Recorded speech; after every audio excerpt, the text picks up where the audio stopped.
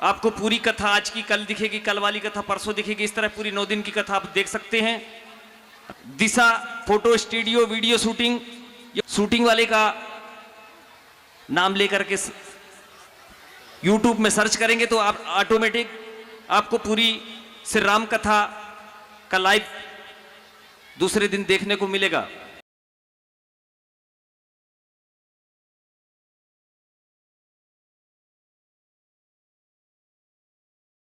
पवन सुत हनुमान की, श्री सद्गुरुदेव भगवान की, भूत भावन भोलेनाथ की, श्री अयोध्या धाम की, परम पावनी मैया सरयू की, श्री राम कथा ज्ञान यज्ञ की, श्री नर्मदा मैया की,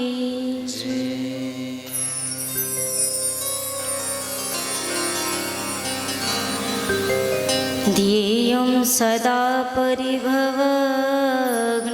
भीष्टदोहम्, तीर्थास्पदं शिवविरञ्चिनुतं शरण्यम्, भृत्यार्तिहं प्रणतिपालभवाब्धिपूतम्, वन्दे महापुरुष ते चरणारविन्दम्, कृष्णत्वदीय पदपङ्कजपञ्जरान्ते, अद्यैव मे विशतु मानसराजहंसः, प्राणप्रयाण समये कफवातपित्ते, कण्ठावरोधन विधौ स्मरणं कुतस्ते, गौरांगं रसमयं नित्यं रसाचार्यं रसोत्सुखं, श्रीमद् रामहर्षदेवाख्यं सद्गुरुं प्रणमाम्यहम्। श्री सीतानाथ समारंभां श्रीरामानन्दार्य मध्यमाम्, अस्मदाचार्यपर्यन्तां वन्दे श्रीगुरुपरम्पराम्। मनोजवं मारुततुल्यवेगं, जितेन्द्रियं बुद्धिमतां वरिष्ठं, वातात्मजं वानरयूथमुख्यं, श्रीरामदूतं शरणं प्रपद्ये। बुद्धिहीन तनु जानिके सुमिरो पवन कुमार, बल बुद्धि विद्या देहु मोहे, हरहु कलेश विकार। भक्ति भक्त भगवंत गुरु चतुर नाम वपु एक, इनके पद वंदन किए नाशे विघ्न अनेक। मोहे सब विधि आसरो तेरो श्री रघुराज, बाह गहे की राखियो लाज गरीब निवाज। बंदो तुलसी के चरण जिनकी नो जग काज, कलि समुद्र बूढ़त लख्यो प्रगट्यो सप्त जहाज। कलि समुद्र बूढ़त लख्यो प्रगट्यो सप्त जहाज।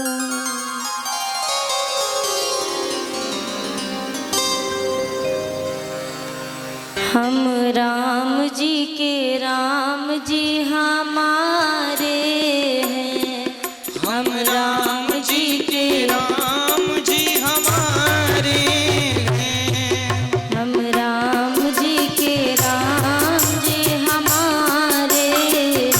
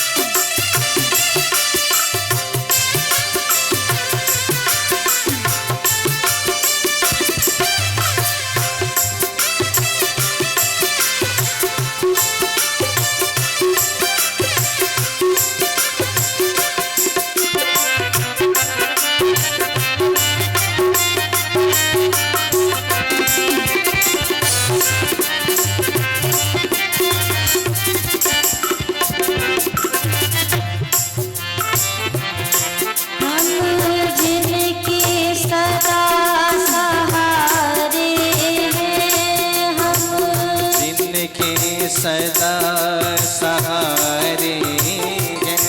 हम जिनके सदा सहारे हैं। हम जिनके सदा सहारे हैं। हम राम जी के राम जी हमारे हैं। हम राम जी के राम जी हमारे हैं।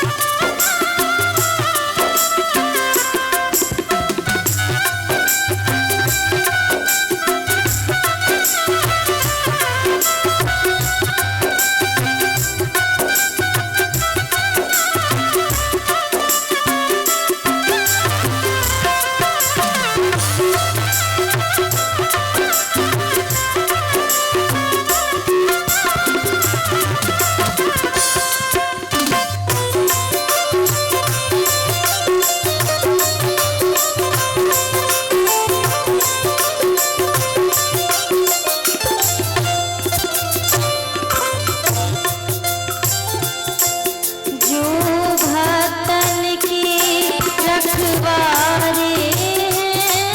जो भक्तन के रखवारे हैं। जो भक्तन की रखवारे हैं। जो भक्तन के रखवारे हैं। हम राम जी के राम जी हमारे हैं। हम राम जी के राम जी हमारे हैं।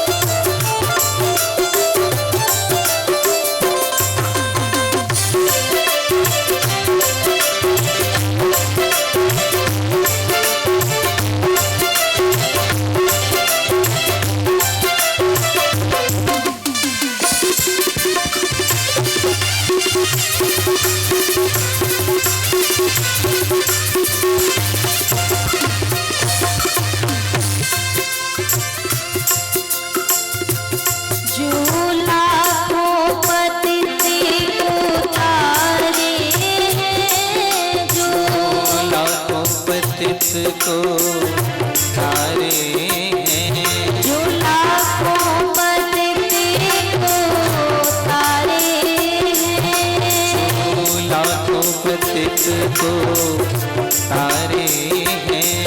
हम राम जी के राम जी हमारे हैं। हम राम जी के राम जी हमारे हैं। हम राम जी के राम जी हमारे हैं। हम राम जी के राम जी हमारे हैं। हम जिनके सदा सहारे हैं। जिनके सदा सहारे हैं। जो भक्तन के रखवारे हैं। जो भक्तन के रखवारे हैं। जो लाखों पतित को तारे हैं। जो लाखों पतित को तारे हैं। सबके प्राण अधारे हैं। जो सबके प्राण अधारे हैं। जो मेरे नैनों के तारे हैं। जो मेरे नैनों के तारे हैं। राम जी के राम जी हमारे हैं। हम राम जी के राम जी हमारे राम जी के राम जी हमारे हैं।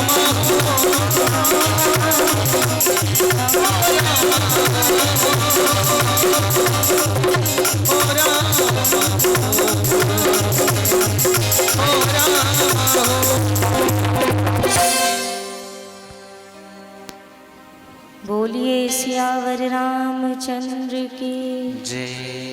पवन सुत हनुमान की जय। श्री सद्गुरुदेव भगवान की जय। भूत भावन भोलेनाथ की जय। श्री अयोध्या धाम की जय। परम पावनी मैया सरयू की जय। श्री राम कथा ज्ञान यज्ञ की जय श्री नर्मदा मैया की जय।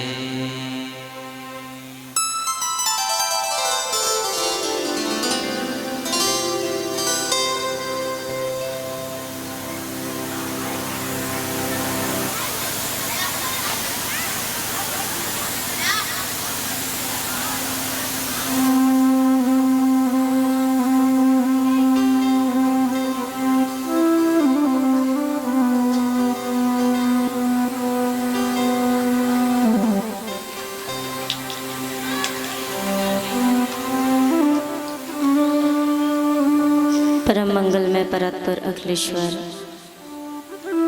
अनंत कोटि ब्रह्मांड नायक राजराजेश्वर राघवेंद्र सरकार की वांग में प्रतिमूर्ति श्री रामचरितमानस अनंत कोटि ब्रह्मांड नायक का कारणकुंडा वर्णालय भगवान श्री सीताराम जी के चरणों में सादर प्रणाम। श्री राम कथा के रस रसिक अनंत बलवंत अंजनी नंदन वायुपुत्र श्री हनुमान जी महाराज के चरणों में सादर प्रणाम। श्री सद्गुरुदेव भगवान के चरणों में बारंबार प्रणाम। नर्मदा मैया के चरणों में प्रणाम। मुख्य यजमान के रूप में विराजमान हमारे भैया रमेश सिंह जी एवं उनका समस्त परिवार तथा परात्पर ब्रह्म परमात्मा की इस अमृतमय कथा के रसास्वादन के उद्देश्य से पधारे हुए समक्ष विराजमान सभी श्रोता समाज, सभी माताएं बहनें, भाई बहन, आप सभी श्रोताओं के चरणों में व्यासपीठ की ओर से मेरा सादर जय सिया राम।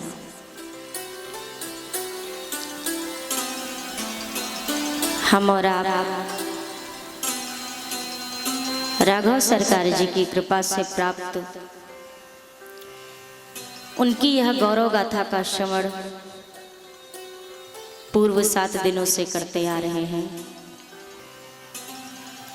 और आज इस क्रम में हम और आप श्री राम कथा के अष्टम दिवस के पायदान पर पहुंचे हैं। नित्य प्रति ठाकुर जी की नई नई लीलाओं का दर्शन हमने ठाकुर जी की कृपा प्रसादी स्वरूप प्राप्त किया और उसी क्रम में आज एक नई लीला जो मानस में गोस्वामी जी ने लिखी है, हम और आप उसके श्रवण का लाभ प्राप्त करेंगे। कल सप्तम दिवस की कथा के अंतर्गत हमने आपने प्रभु के वन गमन की कथा का श्रवण किया। भक्तराज केवट जी के सुंदर भावों के दर्शन किए और अंततः यमुना के तट से निषाद राज जी को ठाकुर जी ने वापस भेजा और संतों से मार्गदर्शन लेते हुए चित्रकूट में पर्णकुटी पड़ी है। चित्रकूट में जब से सरकार का निवास है, चित्रकूट रघुनंदन छाए। अब चित्रकूट में यहाँ पर कथा को विराम देकर कुछ देर के लिए गोस्वामी जी ने पुनः अयोध्या की ओर कथा का रुख किया है। निषाद राज जी महाराज जब प्रभु के आदेश से वापस लौटे हैं,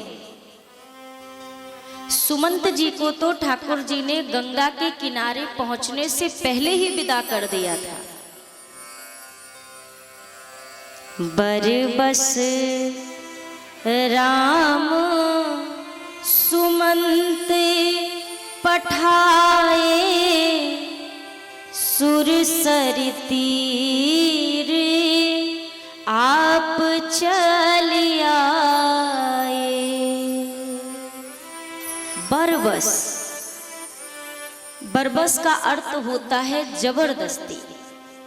कोई कार्य आपकी करने की इच्छा तनिक भी नहीं है और फिर भी आपसे अगर वह कार्य कराया जा रहा है, उसको कहते बरबस कोई कार्य कराना। श्री सुमंत जी तनक भी इच्छा नहीं है कि वो वापस आए। बार बार राघव जी से कहते हैं रघुनंदन वापस चलिए, अब लौट चलिए प्रभु। लेकिन रघुनाथ जी ने पिता के वचनों की बात कही। तात, आप तो कब से इस रघुकुल को जानते हैं, मैं तो आपकी गोद में खेला हूं। आप तो इस रघुवंश की परंपरा से भली प्रकार परिचित हैं। क्या आप नहीं जानते कि रघुकुल की रीत क्या कहती है? पिता के वचनों का पालन करना तो एक संतान का सर्वोपरि कर्तव्य होता है। मैं कैसे इस धर्म को छोड़ दूं? जानकी जी से कहा, वैदेही, अगर राघव जी को वनवास मिला है तो उन्हें जाने दीजिए, कम से कम आप तो मेरे साथ अयोध्या चल चलिए, महाराज के प्राणों को एक आसरा मिल जाएगा वैदेही। किंतु किशोरी मैया ने भी सुमंत जी के आगे हाथ जोड़ लिए। हे तात, आप मुझसे श्रेष्ठ हैं, मैं आपके समक्ष अगर आपकी आज्ञा का उल्लंघन कर रही हूँ तो मैं क्षमा प्रार्थी हूँ। पर तात, एक बात बताइए, किसी के प्राणों का रक्षण तो वही देह कर सकती है जिस देह में स्वयं प्राण होंगे। एक निष्प्राण देह किसी और के प्राणों की रक्षा भला कैसे करेगी? सुमंत जी ने कहा, अब मैं समझाने वैदेही, क्या कहना चाहती हैं आप? मैया ने कहा, तात, राघव जी से अलग होते ही तो सीता के प्राण निकल जाएंगे और निष्प्राण शरीर को आप अयोध्या ले जाकर करोगे भी तो क्या करोगे? पति के बिना किसी स्त्री का क्या जीवन का महत्व? मैं नहीं रह सकती। लखन लाल से कहा सुमंत जी ने, लक्ष्मण, आप तो आयु में सबसे छोटे हो, आपकी वन की अवस्था नहीं है पुत्र, आप वापस चलिए। लक्ष्मण जी ने कुछ कठोर शब्द कहे हैं। क्या कहे हैं इस पर नहीं ज्यादा चिंता में पड़ना है, क्या कहे, बस कुछ कहा। और जैसे ही लक्ष्मण जी ने कुछ कठोर शब्द बोले, राघव जी ने हाथ जोड़कर कहा, हे तात, पिताजी के समक्ष लक्ष्मण की इन बातों का उद्गार मत करिएगा। ये अबोध है, ये बालक है, बोल गया गुस्से गुस्से में, पर पिताजी से नहीं कहना, क्योंकि उन्हें कष्ट होगा अगर वो ये बात सुनेंगे तो। उस दिन के सुमंत जी को वापस कर चुके हैं राघव जी। आपको क्या लगता है सुमंत जी वापस जा चुके हैं? नहीं, सुमंत जी ने वह भी दृश्य देखा है कि जब राघव जी ने जिस मस्तक पर अयोध्या के राज तिलक का मुकुट सजने वाला था, उसी मस्तक पर जटाओं का मुकुट बनते हुए भी सुमंत जी ने देखा है। वट वृक्ष के दुग्ध से ठाकुर जी ने जब शीश पर जटाएं धारण की है ना, सुमंत जी की आंखों से वह दृश्य ओझल नहीं होता है। ठाकुर जी तो चले गए कि अब आप यहां से लौट जाइए, और गंगा पार किया। कल हमने केवट जी के भावों के दर्शन किए। केवल प्रेम की अधिकता है केवट जी के पास। अगर कोई कहे, अरे मैं तो ज्ञानी नहीं हूं, मैं कैसे भगवान को पा सकता हूं, मेरे पास कोई ज्ञान नहीं है, मैं अबोध हूं, अज्ञानी हूं, विचार करिएगा, केवट जी कोई डिग्री लेकर नहीं बैठे थे। कोई ऐसा ज्ञान नहीं था केवट जी के पास कि वेद वेदांत का पठन पाठन करके बैठे हो। उन्होंने तो साफ शब्दों में कहा ना कि प्रभु, केवट की जाति कछु वेद ना पढ़ाई हो। मैं तो मल्लाह हूँ सरकार, और एक मल्लाह भला क्या वेद वेदांत का पठन पाठन कराएगा अपने बच्चों को? नहीं करा पाऊंगा। जैसे मैं केवट हूँ, कल को वो भी इसी नैया को ही चलाएंगे सरकार। और केवट जी के अंदर का प्रेम क्या प्रबल रहा होगा। भगवान घंटों खड़े रहे, भैया नैया दे दो। और केवट जी साफ कहते हैं ना, जब तक चरण नहीं धुलवाएंगे तब तक नैया नहीं लाऊंगा, चढ़ने भी नहीं दूंगा अपनी नैया पे। शब्द कैसे हैं केवट जी के? शास्त्रों के मंत्रों के भरे हुए शब्द नहीं हैं। कैसे शब्द हैं? गोस्वामी जी कहते हैं, सुनी केवट के बैन प्रेम लपेटे अटपटे बिहसे करुणाएं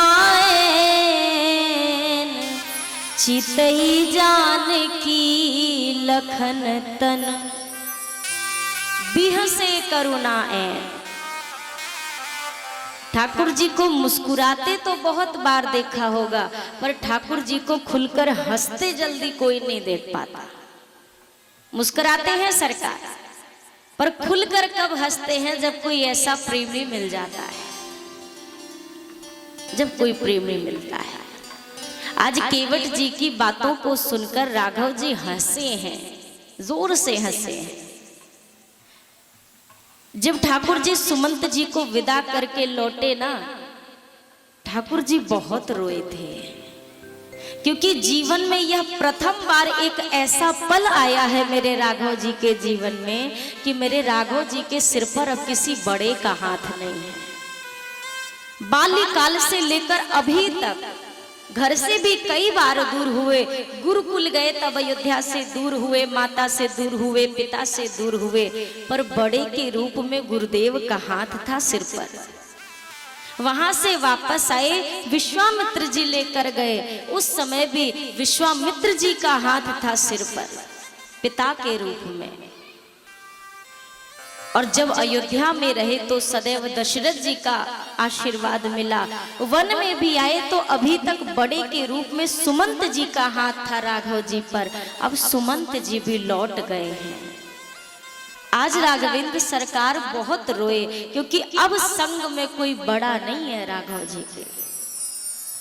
याद रहे, अगर आपके जीवन में आपका कोई बड़ा है आपके साथ, आप बहुत बड़े सौभाग्यशाली हैं।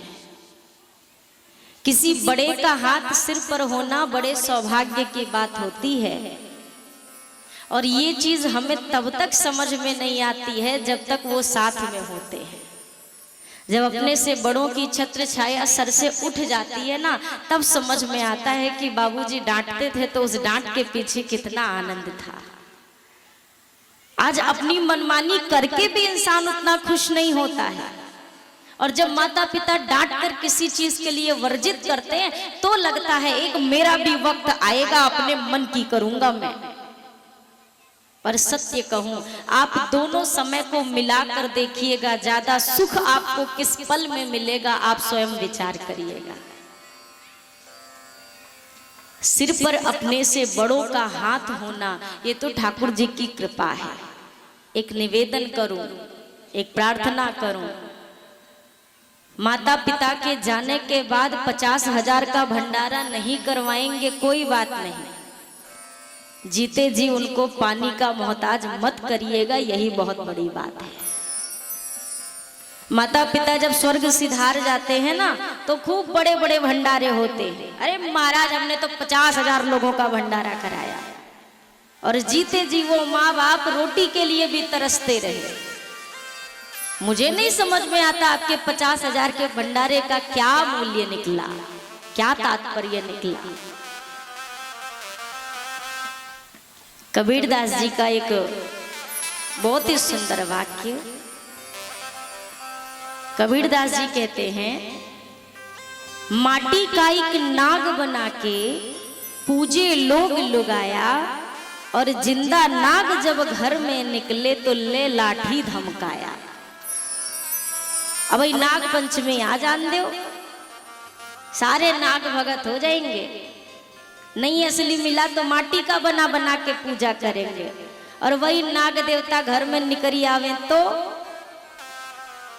अब तो सीधा घर के बाहर वो नजर आए, वो होंगे देवता, नाग पंचमी के देवता है, बाकी दिन के वो देवता नहीं है। वही दृश्य होता है कि जीवित रहने पर माँ बाप को रोटी भी नहीं पूछते, पानी भी नहीं पूछते। माता पिता जी, अभी मार्च का महीना चल रहा है, हमारे यहाँ तो आपकी अप्रैल से ड्यूटी है, मार्च तक बढ़ के भैया का है। अप्रैल से हमारे यहाँ है, और कहीं मार्च में भी 5 दिन बचे हैं, तो भी हम इतने ढीठ इंसान हैं, एंट्री नहीं देंगे। अभी 5 दिन बचा है बड़के भैया के यहाँ का, अभी तो 5 दिन बाकी है, कैसे आने दे। तो भैया बिल्कुल आप इस बात की चिंता मत करिएगा। किस बात की चिंता? आप अपने माई बाप को 4 ही महीना में बांट रहे हैं, क्या पता आपका बच्चा आपको 4-4 बरस में बांटे। कैसे बांटेगा? आपने तो घर पे बांटा है, वो सीधा भेजेगा वृद्धाश्रम। पिताजी साल में 1 बार नजर आएंगे, एक बार होली पे, एक बार दिवाली पे, और उस पल समझ में आएगा आपको कि आपने अपने से बड़ों के साथ किया क्या है। उन्हें महीनों का, सालों का मोहताज मत बनाइए। बहुत झगड़े देखे हैं मैंने, बहुत सुने हैं मैंने, आपने भी सुने होंगे। समाज की यह बहुत विचित्र स्थिति है और बड़ी दयनीय बात है कि आजकल लोग इस बात पे लड़ते हैं कि माँ बाप किसके साथ रहेंगे। प्रेम में नहीं, इसलिए नहीं लड़ते कि हम रखेंगे, हम रखेंगे, इसलिए लड़ते हैं कि कौन रखेगा, कौन रखेगा हम में से। अरे मेरे भाई, माँ बाप बुढ़ापे में तुमसे मांगते क्या हैं, आपसे चाहते क्या है वो? थोड़ा धीर धारण करके बैठ के सोचो कभी आप कि वो कामना क्या रखते हैं आपसे। कुछ भी नहीं, केवल आपके प्रेम के 2 शब्दों की उन्हें चाह होती है। अब काम की बात बता रही हो ना, तो किसी के दिमाग में नहीं घुसेगा। बोलिए सियावर रामचंद्र की। अरे कम से कम जयकारा तो बोल लो भाई ढंग से। बोलिए सियावर रामचंद्र की, पवन सुत हनुमान की। जीवन में यहाँ पर मैं जो भी आपसे बताने का प्रयास करती हूँ ना, कुछ ऐसी चीजें होती हैं जो ज्ञान के जरिए, गुरु के जरिए प्राप्त है, और कुछ ऐसी चीजें हैं जो समाज को देखकर सीखी हुई हैं। कुछ वो बातें मैं आपके समक्ष रखती हूँ। श्री राम कथा सुनते सुनते ना जाने कितने बरस हो गए। आज भरत चरित्र की कथा होगी। भरत चरित्र बहुत पसंद आता है लोगों को, आना भी चाहिए, अवश्य आना चाहिए। पर प्रयास ये करिए कि अगर 2 भाइयों के प्रेम की कथा सुन रहे हैं तो घर पे भी अगर 2 भाई हो तो आपस में प्रेम रखिए, रखा जाए। मैंने आज तक के किसी भी कथा में ये बात नहीं कही है कि धन का बंटवारा गलत है। मैंने कभी नहीं कहा। मैंने सदैव एक बात कही, धन का बंटवारा करिए पर अपने मन का बंटवारा मत करिए। और दुर्भाग्य हमारा, हम धन बाद में बांटते हैं, हमारा मन पहले बंट चुका होता है। लोग कहते हैं बंटवारा हो गया, घर बांट लिया हमने, इधर का पार्ट हमारा, इधर का पार्ट उनका, बीच में एक दीवार खड़ी कर देते हैं। थोड़ा ठंडे दिमाग से सोचिएगा कि आपके घर पर ये ईंट की दीवार पहले खड़ी हुई है कि आपके मन में द्वेष की दीवार पहले खड़ी हुई है। ईंट की दीवार बाद में आती है, आपके मन में विरोध की, द्वेष की दीवार पहले आती है, और ये मन की दीवार बाहर दीवार खड़ा करती है। धन बांटिए, सब अपने अपने हिस्से के हकदार हैं, लीजिए, स्वेच्छा से लीजिए, प्रसन्नता से ग्रहण करिए। पर इतना तो करिए कि बचपन से पाया हुआ वह प्रेम मत बांटिए। माँ बाप एक जैसा अपने सभी बच्चों को पालते हैं, पोसते हैं, सदैव ध्यान रखते हैं, पर यह आवश्यक नहीं है कि एक माँ की गर्भ से जन्मे प्रत्येक बच्चे का स्वभाव एक जैसा हो। अलग अलग स्वभाव होते हैं। उस समय यह गंभीरता होनी चाहिए कि भैया कम से कम अगर एक गलत कर रहा, मैंने कल इस पर चर्चा की थी, मैं बहुत ज्यादा नहीं बोलूंगी, अगर एक गलत कर रहा है, आप थोड़े से बड़े बन जाइए, उस वक्त आप थोड़े बड़े बन जाइए। माँ बाप को तो मत ही बांटिए, और आपको जो बांटना है बांट लीजिए, आपकी मर्जी की बात है। आज के समय पे अगर किसी माता पिता को रोते बिलखते देखिए ना, तो ये विश्वास नहीं होता कि वास्तव में क्या हम भारत की ही भूमि पर रहते हैं, क्या ये वही धरती है। इसी भूमि पर खेल है खेला दशरथ नंदन राम ने, इसी भूमि पर वंशी बजाई मनमोहन घनश्याम ने, क्या ये वही धरा है। सबसे ज्यादा अगर जीवन में एक बात कही जाए, आपने एक भगत का नाम सुना होगा, पंडरीनाथ सुना है। पंढरपुर में ठाकुर जी आए, और शायद वो भक्त का नाम पुंडरीक था, मुझे बहुत स्मरण में नहीं है, बट शायद पुंडरीक नाम था। माता पिता के इतने बड़े भगत ठाकुर जी एक दिन सेवा से प्रसन्न हो गए, प्रकट होकर सामने आए, और जैसे ही ठाकुर जी आए कहे, मैं तेरी भक्ति से बहुत प्रसन्न हूं पुत्र। भगत ने कहा, सरकार 2 मिनट मौन रहिए, मेरे माता पिता शयन कर रहे हैं, मैं उनकी सेवा कर रहा हूं, आपके बोलने से विघ्न होगा। एक ईंट पड़ी हुई थी, ईंट खिसका दी, बोला इस पर बैठिए तब तक, और ठाकुर जी उस ईंट पर खड़े रहे, और थोड़ी देर नहीं घंटों खड़े रहे। और जब हम अक्सर खड़े होते हैं ना, तो कई लोगों की आदत होती है कमर पे हाथ रख लेने की। ठाकुर जी उस शिला पर, उस ईंट पर कमर पे हाथ रख के खड़े रहे, और आज भी पंढरपुर में वो सरकार पूजे जाते हैं, उसी रूप में विराजमान है, कमर पर हाथ रखकर सरकार खड़े। ये माता पिता की सेवा का परिणाम निकला है। किसी के हिस्से में घर आया, किसी के हिस्से में दुकान आई, मैं घर में सबसे छोटा था, मेरे हिस्से में मेरी माँ आई। जरा ये विचार तो बनाकर देखिए, ये धारणा तो बनाकर देखिए। विचारों का मतभेद बुरी बात नहीं है, किसी भी व्यक्ति के विचार किसी दूसरे से नहीं मेल खाते हैं, पर इसका यह तात्पर्य नहीं होता है कि उस संबंध को तोड़ दिया जाए या उससे मुख मोड़ लिया जाए। मेरे राघव जी ने पिता के वचनों के पालन हेतु जो आज किया है, चल पड़े वहां से, और सुमंत जी महाराज इधर आए हैं। अच्छा, मैं ये जो भी बातें कह रही हूं, अगर किसी को बुरी लगे तो मैं उसके लिए क्षमा प्रार्थी हूं, पर समाज में ऐसी हजारों घटनाएं आपने भी देखी होंगी, सुनी होंगी, इसलिए मैं इस विषय पर चर्चा कर रही हूं। इसलिए ऐसे विषयों पर चर्चा करनी पड़ती है। अरे पूरी राम कथा सुन ली, सब कुछ कर लिया, याद रहे एक गलत व्यक्ति अगर कुछ गलत करता है ना, तो लोगों को फर्क नहीं पड़ता। क्यों नहीं पड़ता? अरे तो वो इंसान ही गलत है। पर अगर एक सही व्यक्ति छोटी सी भी गलती करे तो समाज वाले कह पड़ते हैं, हमें इससे ऐसी उम्मीद नहीं थी। कोई दुर्जन अगर पाप करे कुछ नहीं घटेगा, कोई अगर माथे पर तिलक लगाकर गलत कर बैठे, सत्य कहती हूँ आप पर तो दूसरे नंबर पे उंगली उठेगी, आपके ठाकुर जी पर पहले नंबर पर उंगली उठ जाएगी।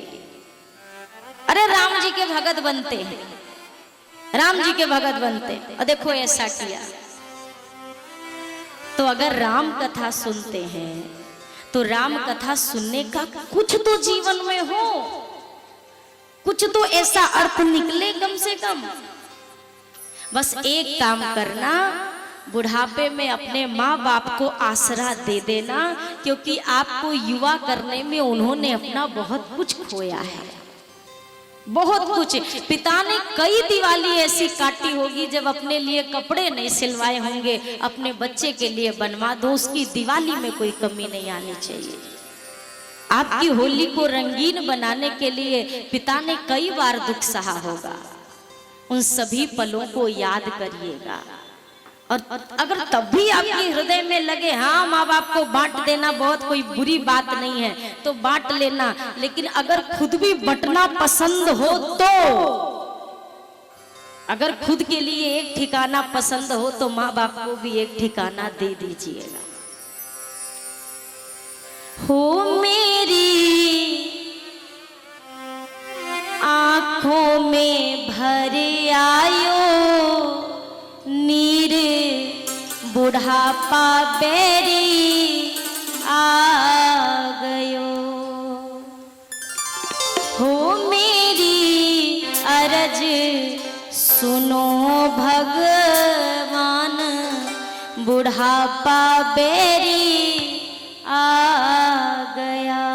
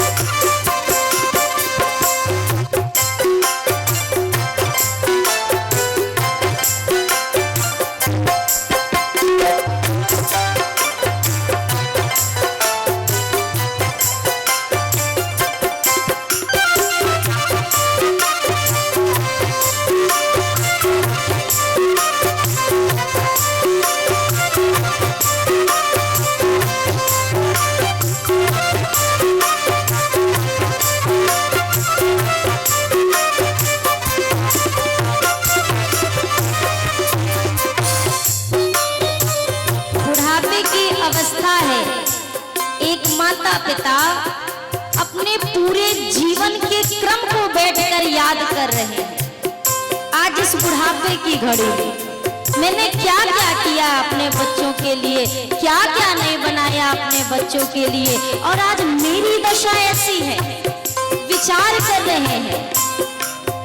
कौड़ी कौड़ी माया जोड़ी बन गए महल दो महले, कौड़ी कौड़ी माया जोड़ी बन गए महल दो महले, कौड़ी कौड़ी माया जोड़ी बन गए महल दो महले, कौड़ी कौड़ी माया जोड़ी बन गए महल दो महले। सब बनाया अपनी जवानी में और आज ये बुढ़ापा है। अब क्या स्थिति है?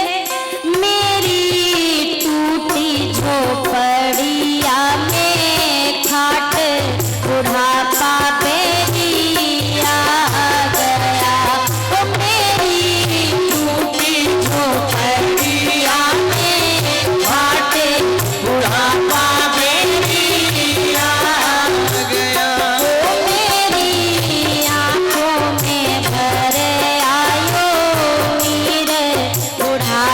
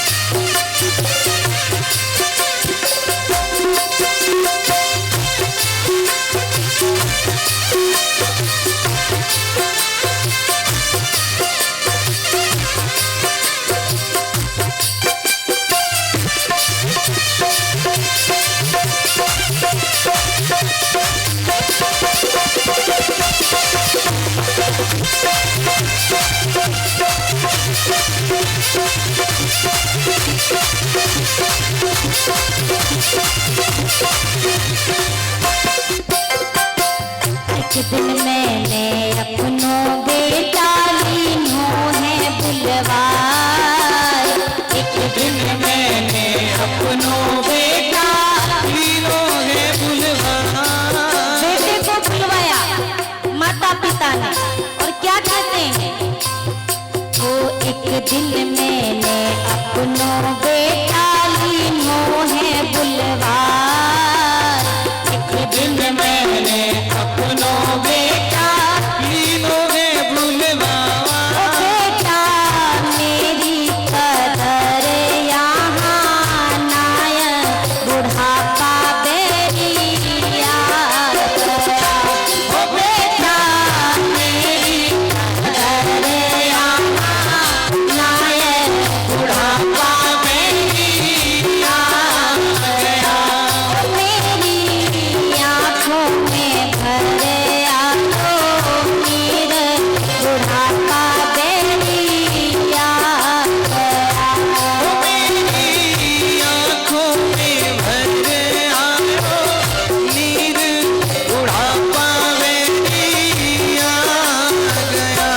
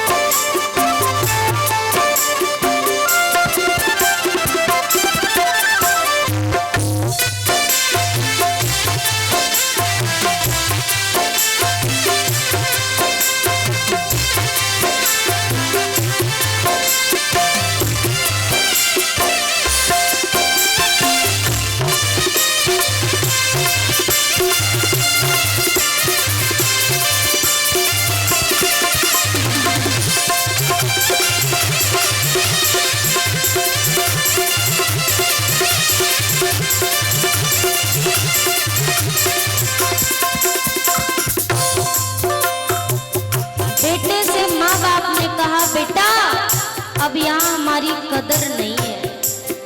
माँ बाप की सुनी बेटे ने पत्नी के पास गया, जाकर बोला, क्या बोला, इतने बोल सुने मैया के गया पत्नी के पास, इतने बोल सुने मैया के गया पत्नी के पास। इतने बोल सुने मैया के गया पत्नी के पास, इतने बोल सुने मैया के गया पत्नी के पास। प्यारी मैया को दुख मत देव बुढ़ापा बेरी आ गया, ओ प्यारी मैया को दुख मत देव बुढ़ापा बेरी आ गया।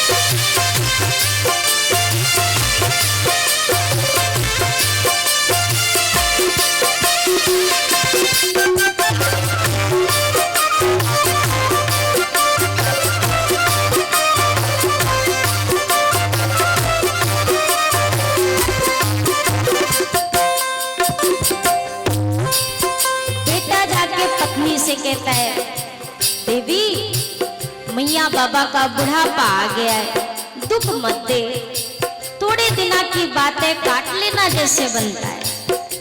पत्नी बोली, ये ले अपने बालक बच्चे, ये ले महल तू महले, ये ले अपने बालक बच्चे, ये ले महल तू महले। ये अपने बच्चे संभालो, अपना घर द्वार संभालो, हमें नहीं मतलब अब इस चीजों से। अरे ये ले अपने बालक बच्चे, ये ले महल तू महले, ये ले अपने बालक बच्चे, ये ले महल तू महले। मैं तो कुएं में झोंकूंगी, जान बुढ़ापा बेरी आ गया। मैं तो कुएं में झोंकूंगी, जान बुढ़ापा बेरी आ गया। ये अपना घर संभालो, बच्चे संभालो, हम जा रहे कुआं में कूद के आगे अपने प्राण दे देते हैं।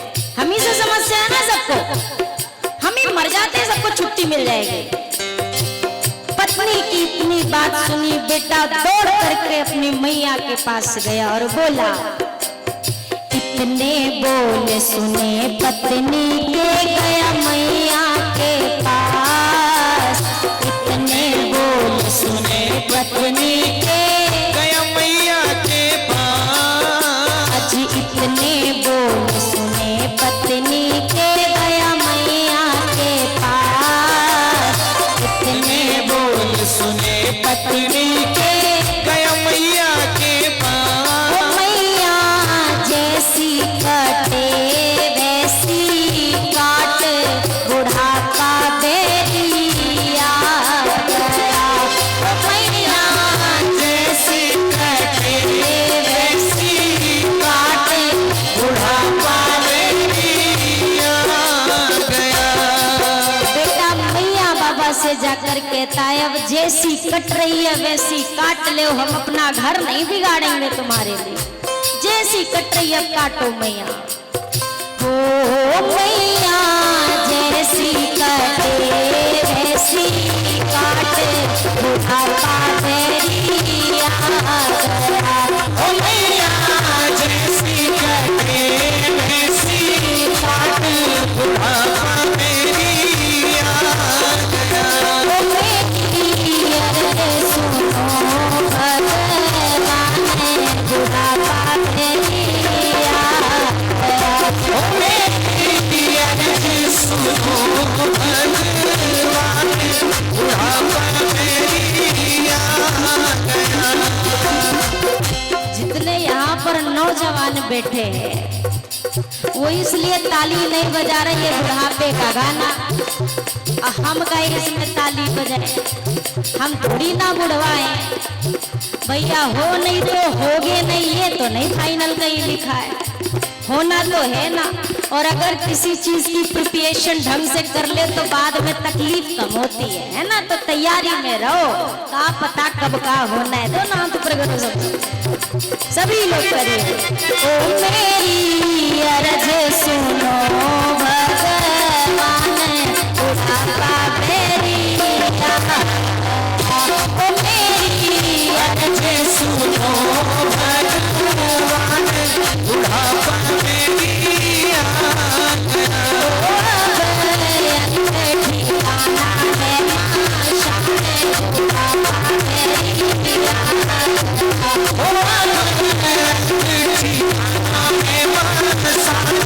बुढ़ापा बेरी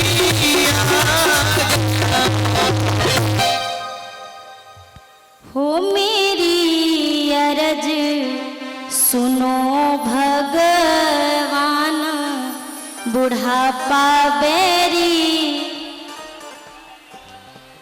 मेरी अरज सुनो भगवान। इतने मिलके एक लाइन ना गा पाओ तो बेकार, का फायदा भीड़ जमाने का। सब गाइए। ओ मेरी अरज सुनो भगवान,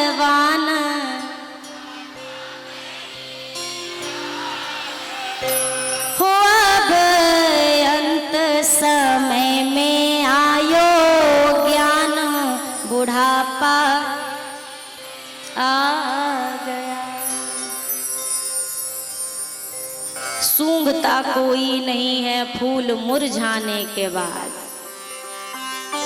फूल की कीमत तभी तक होती है जब तक उसमें से खुशबू आती रहती है। कल चर्चा की थी ना फूल पर। सुमंत जी महाराज की स्थिति कैसी बनी है। अपने रथ पर सुमंत जी जहां के तहां पड़े हुए बस राम राम राम राम राघव जी का स्मरण कर रहे हैं। सतत उनका ध्यान है। मैंने कल भी आपसे अल्प में एक प्रार्थना की, जिसका मन बचपन में ठाकुर जी में लगा हो उसी का बचपन में भी लगेगा। जो बचपन में नहीं जुड़ा तो फिर बचपन में जुड़ने वाला। एक कहावत सुनी है, बूढ़ा तोता राम राम नहीं करता। बचपन में अगर स्वभाव है, श्रद्धा है, तो वो बचपन तक जा सकती है। आपको ना ना ना ना ना ना बचपन में कुछ नहीं, सीधा बचपन। तो पहला डाउट तो ये आता है कि ये भी पता नहीं कि बचपन के बाद 55 आएगा कि, और अगर आ भी गया तो उस समय हमारे शरीर की और मन की क्या दशा होगी ये भी हमें कुछ पता। मैंने प्रत्येक कथा में एक बात कही, भैया दान दिया संग लगे, खाया पिया अंग लगे, बाकी सब जंग लगे। 3 दशा धन की। दान देंगे, संग लगेगा। कैसे संग लगेगा? ये ऐसी एक जमा पूंजी है जो लोक में भी काम आती है और परलोक में भी काम आती है। खाया पिया अंग लगे, जिसका दान देने का स्वभाव नहीं होता, भाई नहीं होता। लक्ष्मी मैया सबई के हाथ से थोड़ी ना छूटे हैं, कौ कौ के हाथ से नहीं भी छूटती है। एक सज्जन बेचारे आरती में खड़े थे, सब आरती में कुछ ना कुछ दे रहे।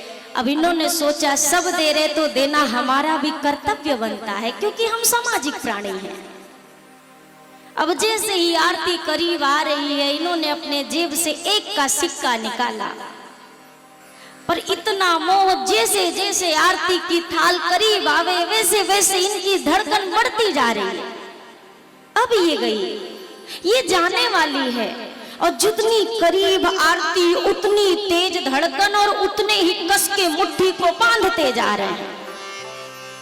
अब वो घड़ी आई, आरती बिल्कुल इतने करीब आ गई। इन्होंने सोचा तुम तो मुझसे जुदा होने वाली हो, एक आखिरी बार तुम मुझे देख लो और मैं तुम्हें देख लूं। और 1 घंटे से मुट्ठी बांध रखी थी, ज्यों ही मुट्ठी खोली तो मुट्ठी पूरे पसीने से भीगी हुई थी, पूरे पसीने से भीगी। जैसे इन्होंने देखा, इन्होंने कहा ओहो, तुम्हें भी मुझसे दूर होने का इतना दुख है, मुझे भी है। मैं तुम्हें किसी को नहीं दूंगा, क्योंकि तुम बहुत रोती हो। तुम रो मत, तुम मुझसे दूर कहीं नहीं जाओगे। उठाकर वापस पॉकेट में डाल लिया। ये स्वभाव दान कैसे करने देगा? तो संतों ने एक रास्ता बताया, भैया तुमसे दान देते नहीं बनता तो कम से कम अपने तन को इतना सुख दे दो कि कभी तुम ये ना कह सको मैंने ये सुख का आनंद नहीं लिया है। खा पी के मौज करो। दुनिया जलती है जलने दो,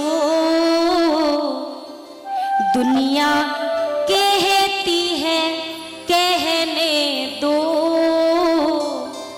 दुनिया जो कह रही है कहने दो, जल रही है जलने दो। आपको क्या करना है? खाओ पियो मौज करो, भगवान का भजन करो। खाओ पियो मस्त रहो, भगवान का भजन करो। ये आपका काम है, ये आपकी जिम्मेदारी है। संतों ने कहा दान दोगे साथ में लगेगा, खा लोगे अंग में लगेगा, और जो केवल और केवल गड्डियों की सीढ़ी बनाते हैं वो ना खाते हैं ना खिलाते हैं, उनकी सीढ़ी भी धरी की धरी रह जाती है, वो किसी के काम नहीं आती। कहते हैं पानी और लक्ष्मी एक जगह पर स्थिर ना रहे तो ही शुद्ध होते हैं। लक्ष्मी जी को चंचला कहते हैं। आप एक 10 का नोट सुबह सुबह अपनी जेब से निकालिए और वो 10 का नोट उस शाम तक कौन से गांव में पहुंच जाएगा आपको पता भी नहीं है। आप देंगे दुकान वाले को, दुकानदार देगा बड़े राशन वाले को, राशन वाला जाएगा गोदाम में, गोदाम वाला कहाँ पहुंचेगा। लक्ष्मी चंचला कही जाती है। अच्छा भैया जी ने 3 दिन से मुझसे कथा कहने को कहा, पर कुछ ऐसा बन जाता है मैं कह नहीं पाती, अब ही लगे हाथ कह देती हूँ, नहीं तो फिर इधर उधर की बात हो जाएगी। एक भगत जी कह लूं या क्या कहूं, एक सज्जन थे। जीवन में उन्होंने कभी दान नहीं किया, बड़े परम कंजूस, और इतने कंजूस थे कि आसपास के लोगों ने व्यंग में उनका नाम रख दिया दानी चंद। 1 रुपए भी कभी दिया नहीं, तो इसी तरह व्यंगात्मक नाम पड़ गया दानी चंद। पत्नी ने कहा महाराज 12 किलोमीटर पे गंगा मैया बहती हैं, कभी कोई धर्म कर्म नहीं करते हो, कम से कम गंगा स्नान तो कर लो, उसमें कौन सा मोल लगना है आपका। अब ये सज्जन पत्नी के कहने कहने पर निकल पड़े और कोई गाड़ी घोड़ा नहीं किया, पैदल गए 12 किलोमीटर चल के स्नान करने के लिए।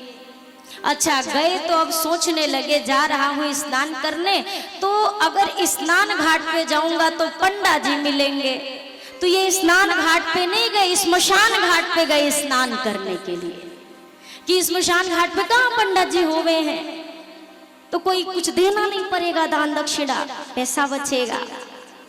ठाकुर जी ने सोचा बताओ हमारे संसार में ऐसे ऐसे भी प्राणी हैं।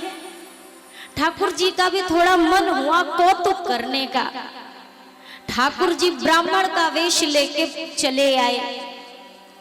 दानी चंद ने जैसे ही गंगा जी के जल में डुबकी मारी और बाहर निकला, निकलते ही देखा सामने पंडा जी खड़े। ठाकुर जी ने कहा जय हो जजमान की। दानी चंद के प्राण सूख गए। दानी चंद ने कहा हद हो गई, मतलब अब स्मशान घाट को भी इन्होंने नहीं छोड़ा, सबसे बच के हम यहाँ आए नहाने और यहाँ भी नहीं छोड़ा इन्होंने, कैसी बातें हो गई हैं। तो अब ठाकुर जी ने कहा आप हमारे पहले जजमान हैं, लाइए कुछ संकल्प करिए, दान दक्षिणा दीजिए। दानी चंद ने कहा हम कुछ लेके नहीं आए, हम खाली हाथ आए, हम बड़े वैसे सरल स्वभाव के, ये सब देना लेना वाला हमारा काम नहीं है।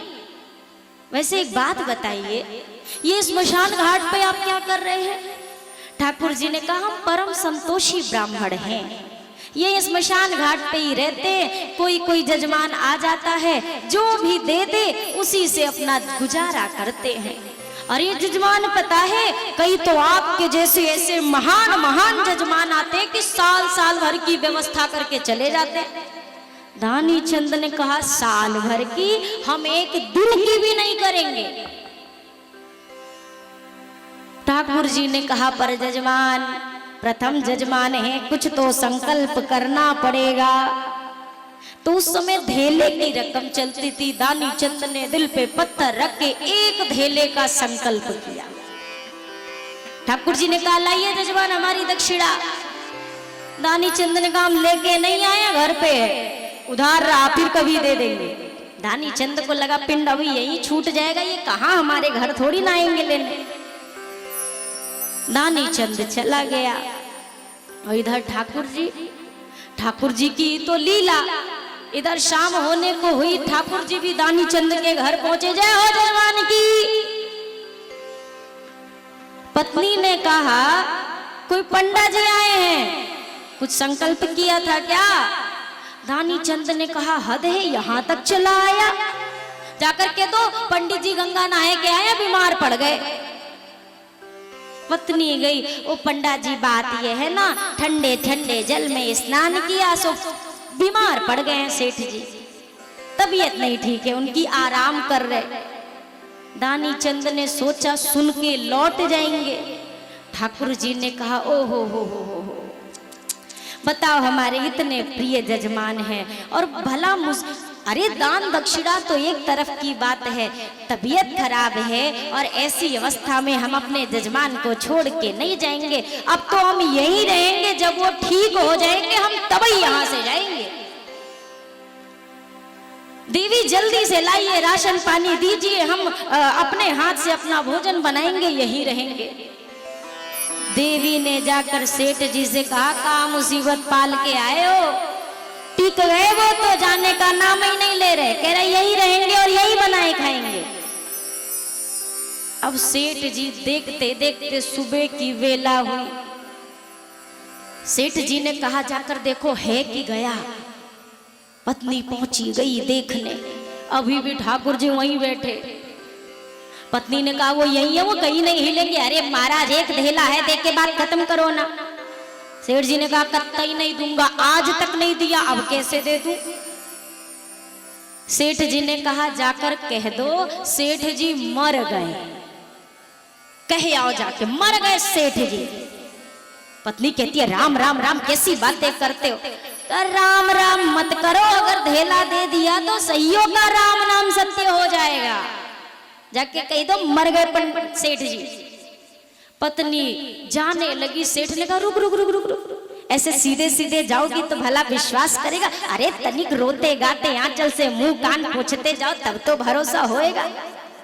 अब ये कमरे से बिलबिलाती निकली, अरे गजब हो गया पंडित जी, हमारा तो घर ही टूट गया, हमारे ऊपर वज्र गिर गया, हमारा तो सर्वनाश हो गया। ठाकुर जी ने कहा क्या हो गया, कहा सेठ जी मर गए। सिधार गए सेठ जी, अरे हमें छोड़ के चले गए। सोचा अब जब जजमाने ही नहीं है तो कैसा संकल्प और कैसी दक्षिणा। सेठ की तो ये प्लानिंग और ठाकुर जी की प्लानिंग के आगे किसकी प्लानिंग टिके। ठाकुर जी ने कहा हे विधाता कैसा अनर्थ कर दिया। ठाकुर जी ने कहा देवी आप अकेली स्त्री कहां कहां बताने जाएंगी, मैं आपकी मदद करता हूं। अब जब तक जजमान की अंत्येष्टि नहीं होगी मैं यहां से कहीं नहीं जाऊंगा, अंतिम क्रिया करके ही अब विदा लूंगा। ठाकुर जी ने कहा आप अकेले कहां भटकोगी, मैं सबको सूचना दे के आता हूं। पत्नी की अरे महाराज रुको रुको रुको।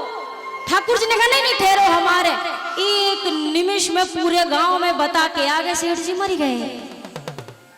पूरे गांव वाले इकट्ठा हो गए, अर्थी तैयार हो रही है, पर बाहर सेठ सांस रोके पड़ा है,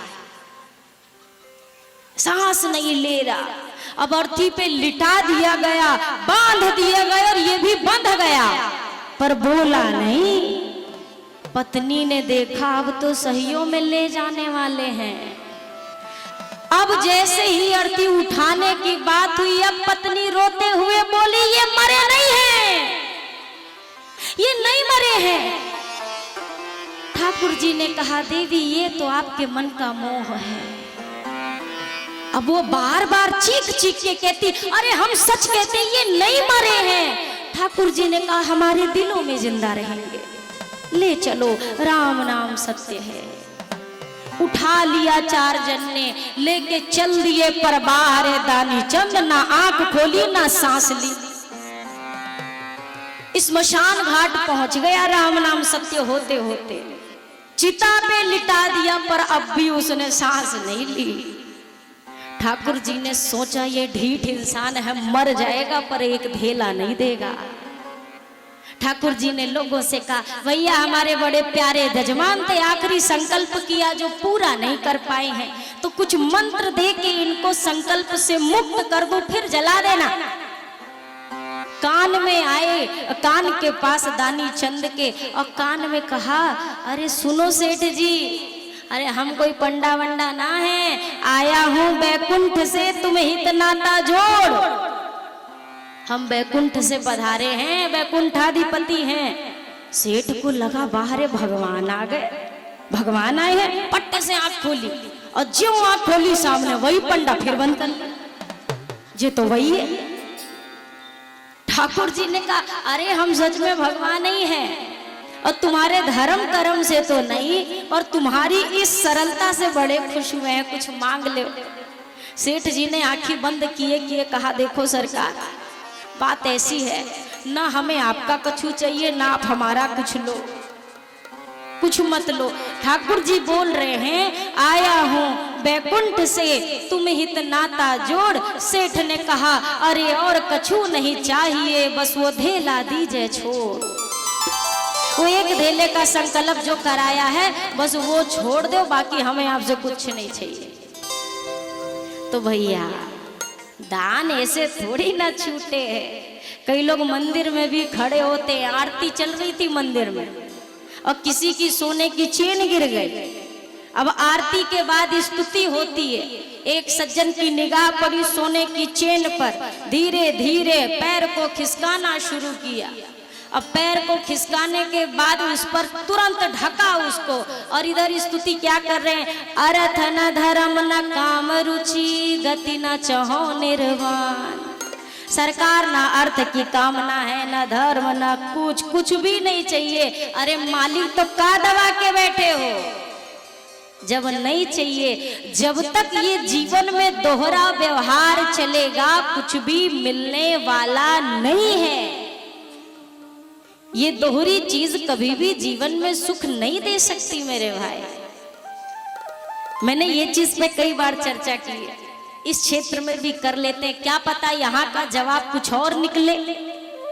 आप चाय पी रहे हो, आपके चाय में मक्खी गिर जाए तो जरा वो सज्जन हाथ खड़ा करें जो उस चाय को पीना पसंद करेंगे। कोई पिएगा? अरे हाँ ना बोलिए, अभी भी नहीं समझ आया। अगर आपकी चाय में मक्खी गिर जाए तो आप चाय का क्या करेंगे? फेंक देंगे? बड़े आप लोग अहिंसा प्रिय हैं, अच्छी बात है। आपके घर में अगर घी का 5 किलो का डब्बा हो और उसमें मक्खी गिर जाए तो आप क्या करेंगे? अब आप अहिंसक नहीं रहेंगे, अब आप हिंसक हो जाएंगे। अब क्या करेंगे बताइए? क्या करेंगे? घी फेंकेंगे? काहे नहीं फेंकेंगे? अरे वो मक्खी थोड़ी ना नर्मदा जी में नहा के आई है कि पवित्र हो गई। मक्खी तो मक्खी, जो जात बिरादरी की चाय में गिरने से पहले थी वही जात बिरादरी की आपके घी में गिरने से पहले। पर क्यों आप नहीं करेंगे? आपको पता है चाय फेंकने में घाटा नहीं है, सुबह फेंको 5 मिनट बाद तैयार। पर 5 किलो का घी का डब्बा फेंक देंगे तो 5 महीना नींद ना आएगी, नहीं आएगी। और उसके बाद भी हम कहते हैं पता नहीं भगवान सुनते क्यों नहीं है। जिस प्रकार हमने अपनी भावना को यहाँ पर बदला, इसी प्रकार भक्ति में भी अपनी भावना बदलते रहते हैं, सदैव बदलते रहते हैं। और जब तक भावना अडिग रहती है तभी पूर्ण होती है, जहाँ डिगती रहती है वहां पर भावना की पूर्ति नहीं होती है। द्रौपदी जी कितना पुकार रही थी, आइए आइए आइए। ठाकुर जी शीघ्रता से नहीं आए। क्यों नहीं आए? तो जरा गौर करिएगा उस चित्र को जो द्रौपदी जी के चीरहरण के समय का आपने कहीं देखा हो। प्रथम पुकार जब द्रौपदी जी ने लगाई, हाथों से अपने चीर को पकड़ा है और कहती हैं, हे गोविंद, हे द्वारिकाधीश, मेरी रक्षा करो, मेरी रक्षा करो। भगवान नहीं आए। द्वारिका में बेटे कन्हैया अश्रु प्रपात कर रहे हैं पर आए नहीं। रुक्मिणी जी कहती है, नाथ इतना कष्ट है तो जाते क्यों नहीं तुरंत? ठाकुर जी ने कहा, अभी भी द्रौपदी को मुझ पर पूर्ण विश्वास नहीं हुआ है देवी। उसे अपने हाथों के बल पर भरोसा है, तभी तो अपनी साड़ी को अपने हाथ से पकड़ा हुआ है कि मैं अपनी साड़ी को अपने हाथों से रोक सकती हूँ। और जब तक मनुष्य एक उंगली का विश्वास भी स्वयं पर करता है तब तक मैं नहीं जाता हूँ। एक उंगली का। और उसके बाद जब द्रौपदी जी ने अपनी साड़ी को छोड़ा और कन्हैया से कहा, प्रभु मैं तो अपनी लाज नहीं बचा पाई, अब अगर आप बचा सकते हो तो बचा लो, अब आप बचा लो। तो ये चीज है भैया, जहां पर आप और हम स्वयं पर विश्वास करेंगे, वो विश्वास कभी ऐसा नहीं है कि आपको सदैव लाभ दे, अल्प लाभ दे सकता है। श्री सुमंत जी महाराज की अगर चर्चा करूं, गोस्वामी जी मानस में सुमंत जी की दशा के साथ साथ जिस रथ के पास सुमंत जी हैं, उस रथ से जो अश्व बंधे हैं, उन घोड़ों की दशा का वर्णन मेरे गोस्वामी जी ने किया है। अश्वों की हालत क्या है?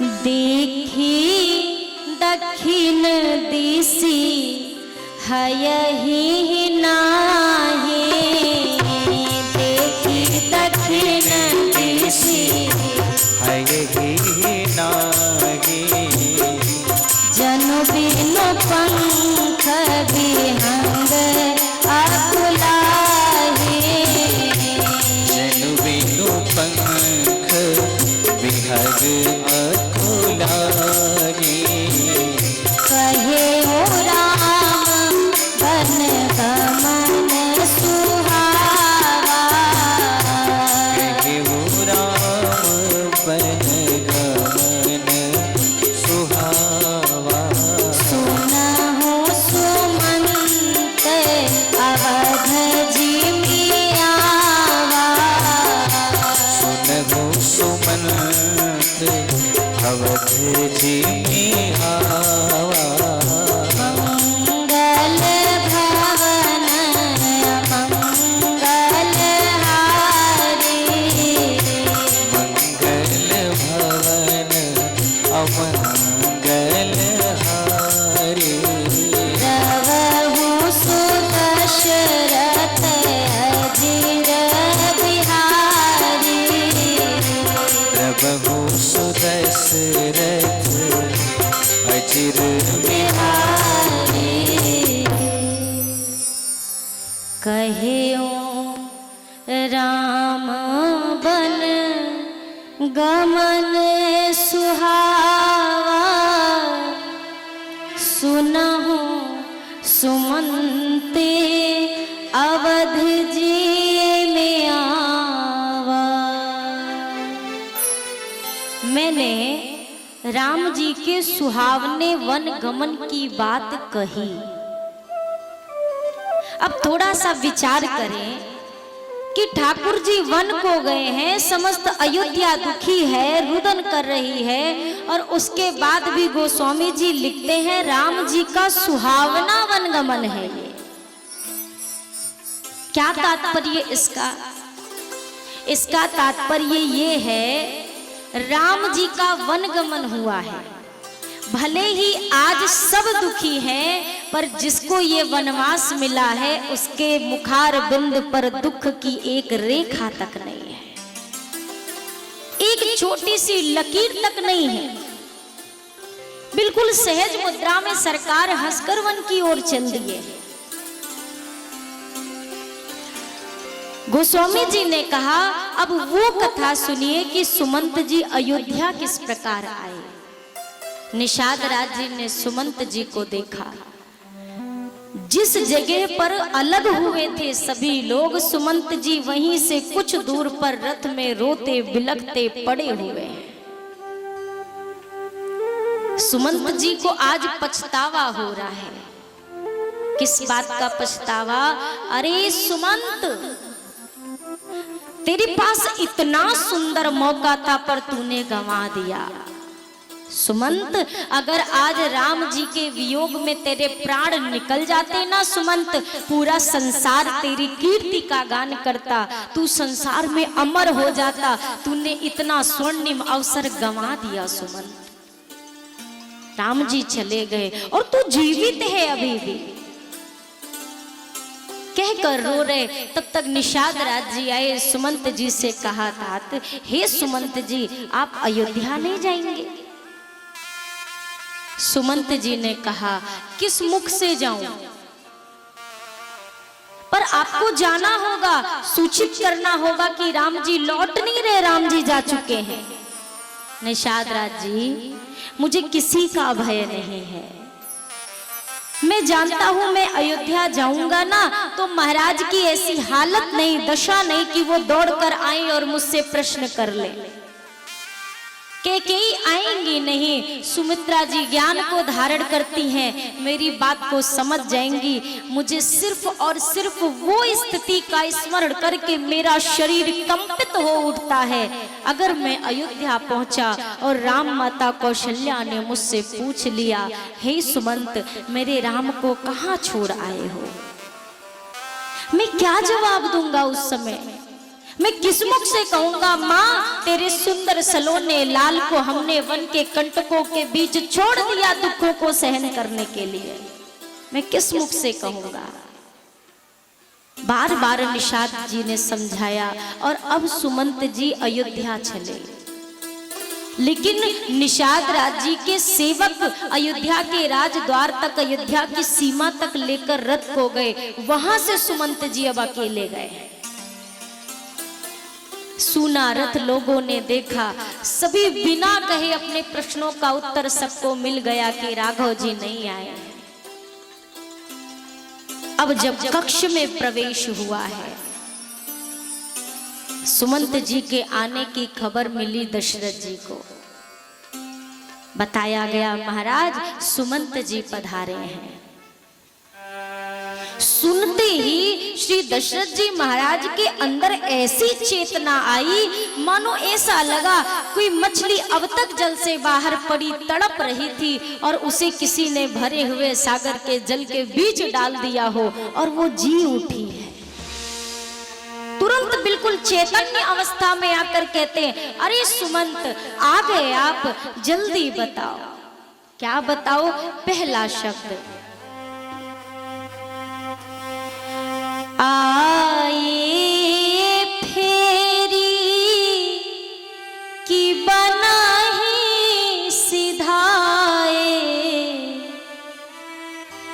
आए फेरी की बनाही सिधाए, आए फेरी की बनही सिधाए, सुनत सचिव लोचन जल छाए, सुनत सचिव लोचन जल छाए, सुनत सचिव लोचन जल छाए, सुनत सचिव लोचन जल छाए, राम कुशल कहु सखा सनेही, राम कुशल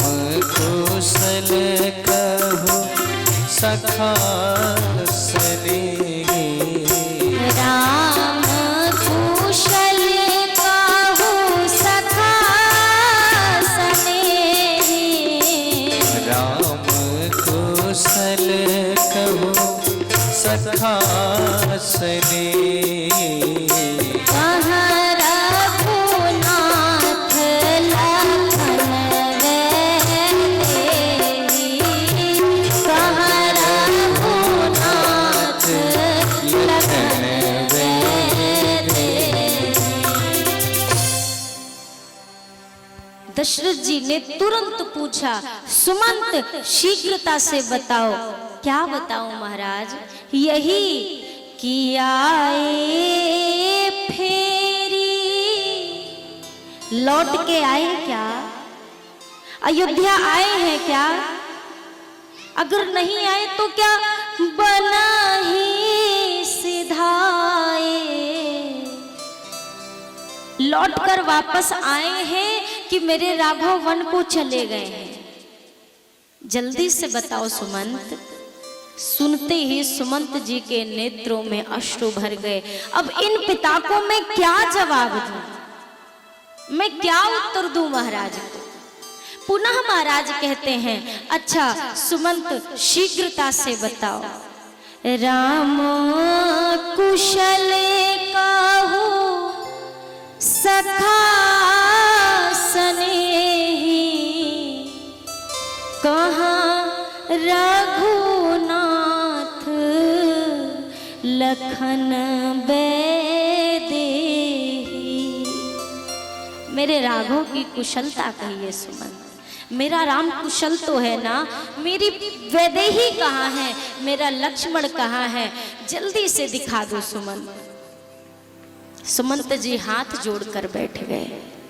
महाराज मैं आपसे क्षमा के योग्य भी नहीं हूं कि मैं आपसे ये कहूं मुझे क्षमा कर दीजिए, बस ये कहता हूं मुझे प्राण दंड दे दो स्वामी, क्योंकि आज सुमंत ने आपकी आज्ञा का उल्लंघन किया है।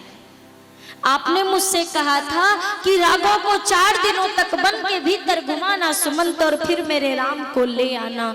मैं लेकर के तो गया, पर मैं उनको वापस ना ला सका, ये मेरा अपराध है। मैं आज अपराधी हूं। सुमंत जी की जब ये बात सुनी दशरथ जी ने वापस नहीं आए।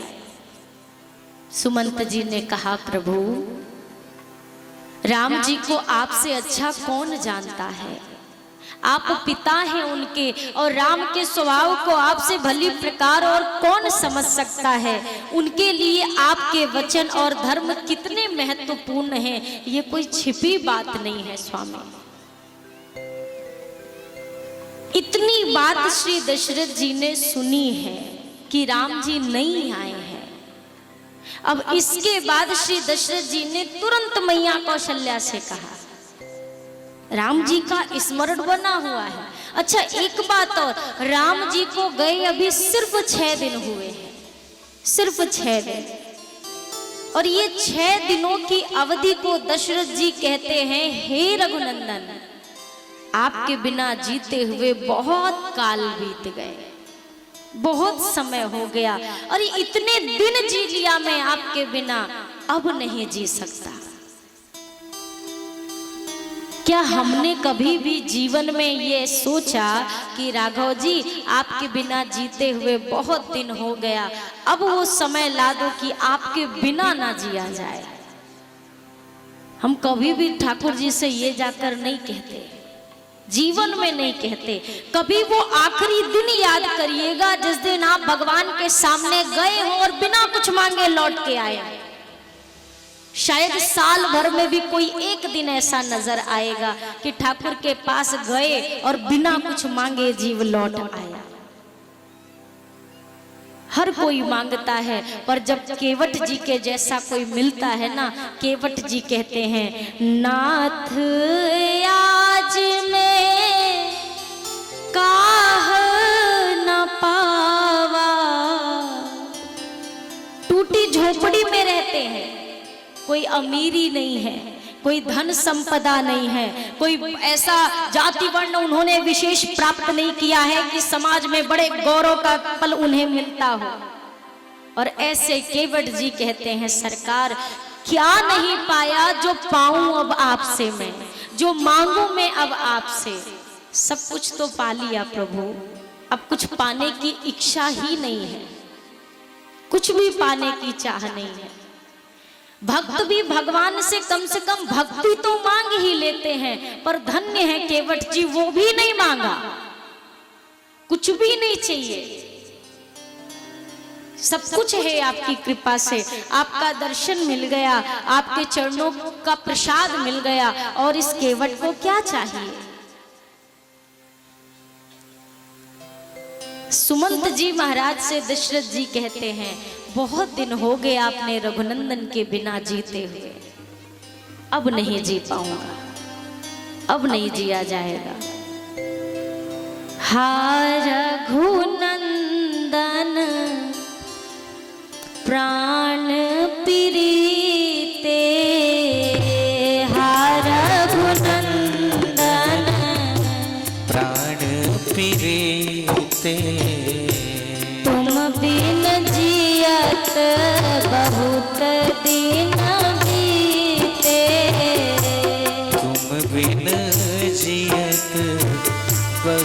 दिन बीते। हाँ जानकी लखन हार भुवर, हाँ जानकी लखन हार भुवर। पित हित चित चातक जलधर, पित हित चित चातक जलधर। पित हित चित चातक जलधर।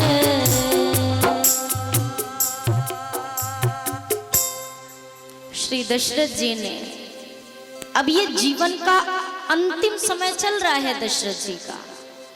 दशरथ जी कहते हैं, हा रघुनंदन प्राण प्रीते, हे राघव जी, हे मेरे प्राणों से प्रिय रघुनंदन, आपके बिना जीते बहुत समय बीत गया। अब तक इसलिए जीवित था ना क्योंकि मन में एक आशा थी कि शायद आप लौट आएंगे। संसार का प्रत्येक पिता ठाकुर जी से जाकर प्रार्थना करता है, प्रभु मेरा बेटा, मेरा बच्चा मेरी बात माने, मेरी आज्ञा का पालन करे, मुझे इतना देना। प्रत्येक पिता ये मांगता है।